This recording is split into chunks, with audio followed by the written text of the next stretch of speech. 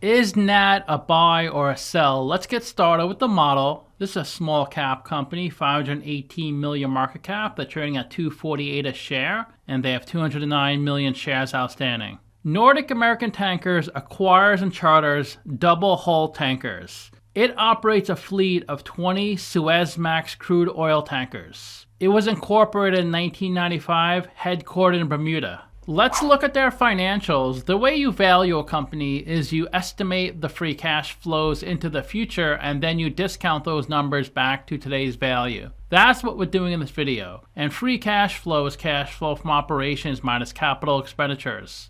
They did have negative free cash flow in 21 and 22, positive 66 million in 2023, down to 43 million in the trailing 12 months. Net income is the profit or loss on the income statement. It's revenue minus expenses. A pretty big negative in 2021, positive in 2022. It was nearly 100 million in 2023, but it is down in the trailing 12 months, down to 63 million. Revenue is the sales for the company, and that went from 190 million to 390 million, but down in the trailing 12 months to 367 million. They pay a massive dividend of 15%, but they can only cover 60% of their dividend payment. So they may have to cut their dividend or take on debt to fund it. We estimated 4 years of future free cash flows. We also estimated a terminal value. It's all cash flows past year 4, that's 857 million. We discounted those numbers back to today using the weighted average cost of capital. We get a value of the company of $757 million. We divide that by 209 million shares. And we get a calculated stock price of $362. They're trading at $248, so they're trading at a 32% discount. It's a buy according to the model. Do you think it's a buy or a sell? Let me know in the comments. There are 45 companies in the same industry as Nordic, and if they have a number in red, they're worse than the median. If they have a number in blue, they're better. They don't spend that much in CapEx, only 76 million. Look at TC Energy, nearly 5 billion. Enbridge is a Canadian company. They're 4.2 billion. They have a really good debt to equity ratio, actually the best one on this list. This should be highlighted yellow, not DT Midstream. And they pay the largest dividend. Frontline is pretty close at 13.6%. Why don't more people buy the stock? The main concern is the stock price will go down and they're going to cut their dividend because it's hard to maintain a 15% dividend. They generate only 43 million of free cash flow. ET is number one. I own a lot of ET. I'm up like 150% if you include the dividend, and I bought it less than 3 years ago. They rank 35th in market cap at 518 million. Enbridge is number one, but ET should be number one. They have the best price to book. They're trading at book value, which means the equity in the balance sheet is the same as their market cap. Equity is assets minus liabilities. It's the value of the company according to the balance sheet. They have a really good PE ratio of 8. Look at Frontline, 5.3. That means they're trading at 8 times earnings. Another way to say it is their market cap is 8 times their earnings. A more confusing way to say it is their earnings are 1/8 of their market cap. Their price to free cash flow is a 12. Plains GP Holdings is a 1.9. And their price to sales is 1.4, which is better than the median average. They generate 367 million of revenue, a lot lower than the median. And they're trading at 248, which is really close to their 52-week low. So it could be a great time to buy it. If you put $10,000 into this company 10 years ago and reinvested the dividends, you'd have only $5,000 today, a 49% loss, a 6.5% annual loss. To summarize, I have them trading at a 32% discount. I give them a ranking of 5 out of 10. I think it's about an average buy. It looks like it's a good short-term trade because they're trading at that 52-week low. But I wouldn't hold it too long, because over time, these stocks tend to lose money. But if you time it right, you can make an amazing return. They have great ratios, 8 out of 10, a really solid PE, and financials are looking good. Their revenue nearly doubled since 2021, and their free cash flow is positive since 2023.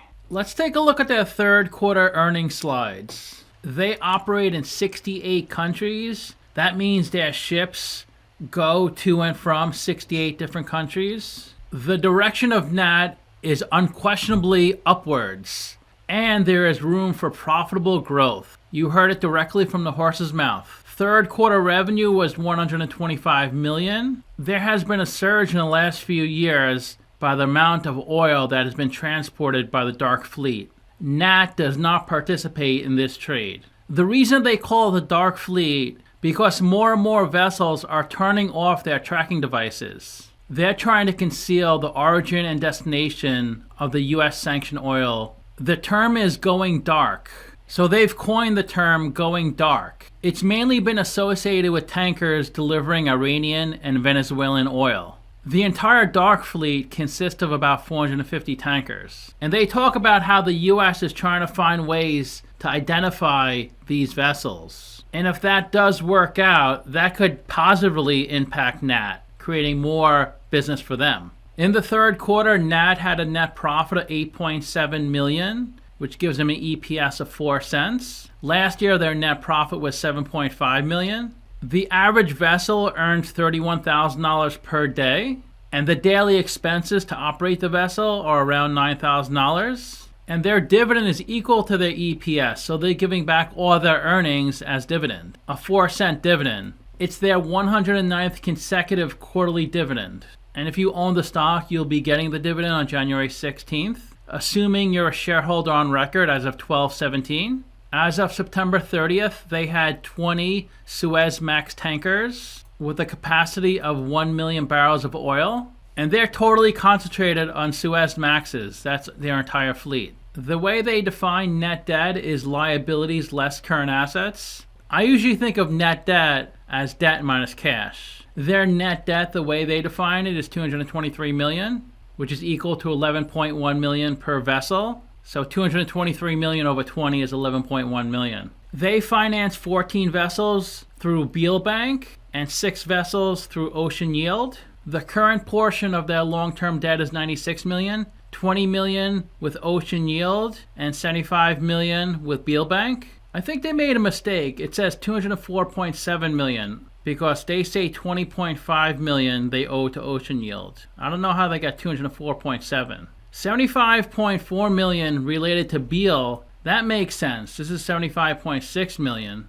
They also have $8.3 million restricted cash. Restricted cash is cash that's set aside for a specific purpose, and that's for deposits for future dry dockings of their vessels. There are 581 Suezmax vessels in the world, and this company owns 20 of those, and 100 more will be delivered over the next 4 years, as it mentions right here. So by the end of this year, 102 tankers will be over 20 years old. So when it gets real old, it gets closer to being scrapped. Their revenue for the quarter is $52 million. Last quarter was $66 million. Last year was $48 million. Their revenue and profit is highly dependent on shipping rates. When shipping rates go up a lot, these companies do really well. But when shipping rates go down, these companies really struggle. Their vessel operating expenses $16 million, depreciation $14 million, general and administrative $6 million. So operating expenses $36 million. Operating income is revenue minus operating expenses $16 million.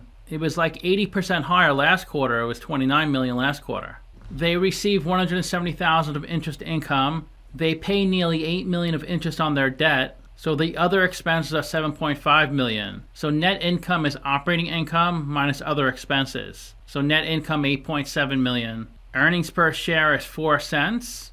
Same as last year, but last quarter was 10 cents. And their shares outstanding are flat. They haven't moved at all in the past year. Here's their balance sheet. Current assets, $107 million. Current liabilities, $146 million. So their current ratio is below 1. That's a big red flag. They may need to add debt to get through the next year. They have nearly $50 million of cash. Accounts receivable is $20 million. This is how much money other companies owe them when they sell on credit.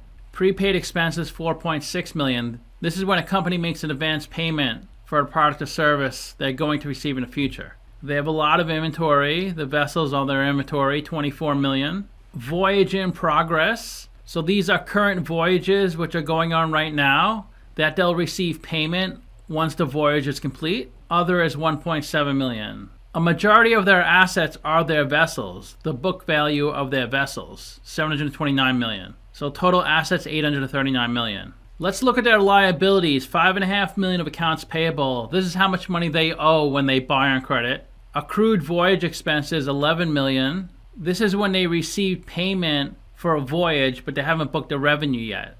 Dividends payable, $25 million. This is how much dividends they're going to pay in the near future. $96 million on the current portion of long-term debt. $182 million on the long-term portion of long-term debt. Assets minus liabilities equals equity, $510 million of equity. That's the value of the company according to the balance sheet. Let's look at a statement of cash flows. This is the trailing 9 months. Operating cash flow, $105 million, which is down from last year, $139 million. They didn't invest much in vessels, under $1 million. Last year, they invested a lot in vessels, $74 million. In the past 9 months, they paid $62 million of dividends, and they paid down $25 million on some of their debt. The cash in their bank as of 9/30/2024 is $48,836, which will match the balance sheet. That's a sum of cash and restricted cash, $48,836. Here's the income statement again. The top line is revenue, $52 million of revenue. That's net voyage revenue.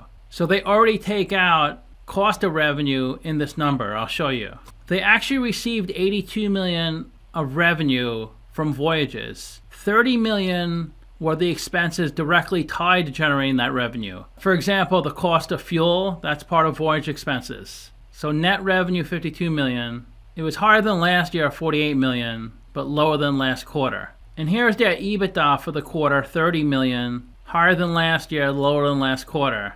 Their net income was $9 million, less than half of last quarter. They spent a lot of interest on their debt, $7.5 million, depreciation, $14 million.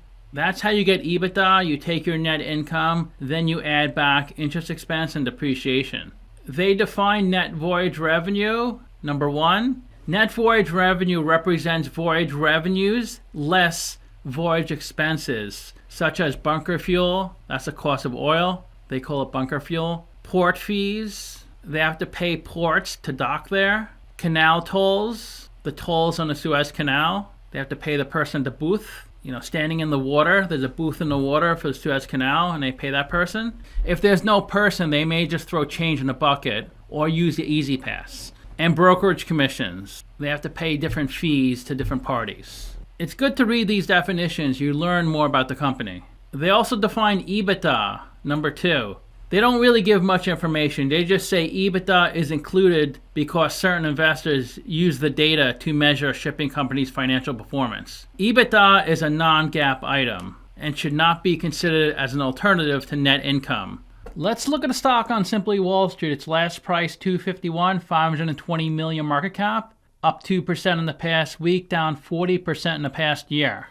They started trading in 1997 at $18 a share. Its highest point was 56 in 2005. It never even got that close again. It just pretty much only went downhill. In 2015, it was around $17. And then by 2018, 2019, it was trading at $2. It did reach $7 by April 2020, but it never got that high again, falling to below $2 once again in 2022.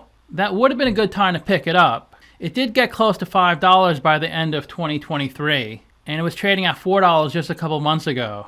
But this whole month, it's been below $3.